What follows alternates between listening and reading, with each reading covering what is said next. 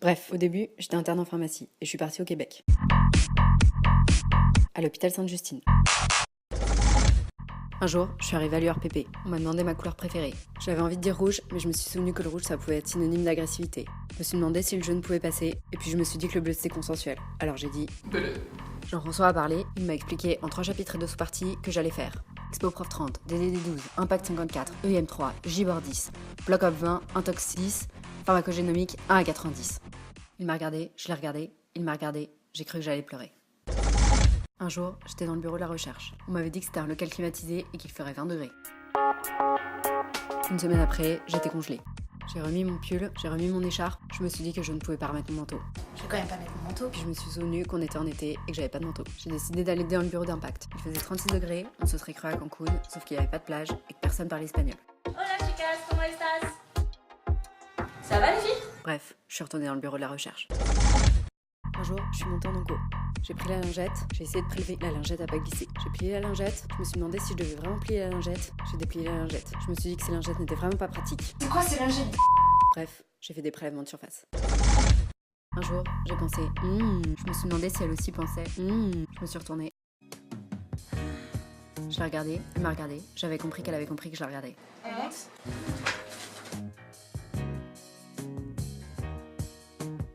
Bref, j'ai pris 3 kilos.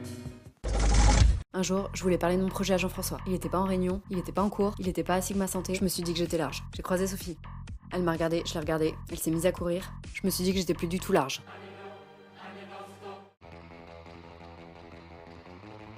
Je me suis demandé si je devais la jouer fair play, et puis je me suis rappelé que ça faisait 2 semaines que j'avais pas vu Jean-François. Je suis arrivée dans le bureau de Jean-François, Pierre-André était déjà là. Bref, j'ai pas vu Jean-François.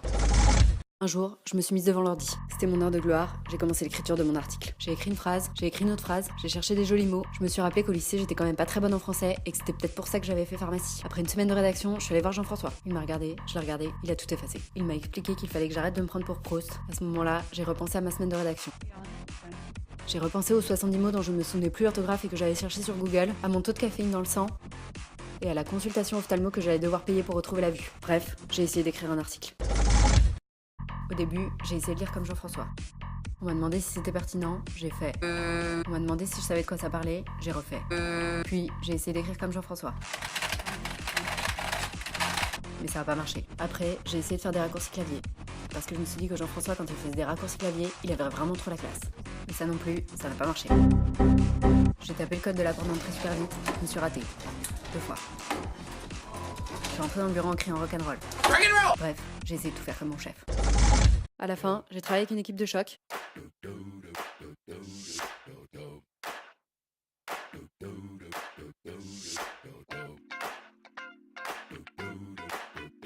J'ai fait plein de projets. On a fait des dîners, on a fait des goûters, on a refait des dîners. Bref, on a bien bouffé.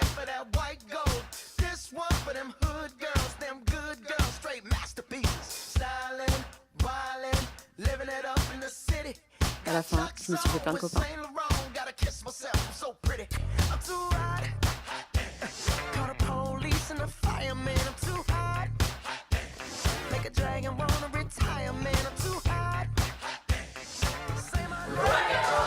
Bref, je suis à l'URPP.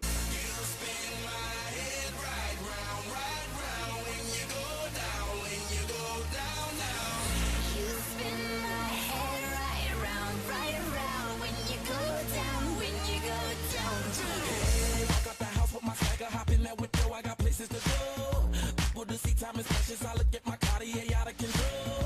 Just like my mind where I'm going, the women, the shorties know nothing about